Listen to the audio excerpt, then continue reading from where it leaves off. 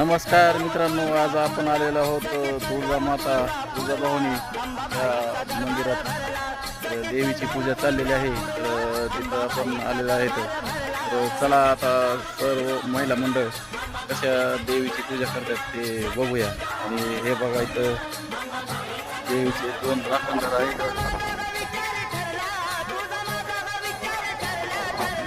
इथं असं लिंबाचं झाड आहे आणि त्या झाडाच्या खालीच मंदिर आहे.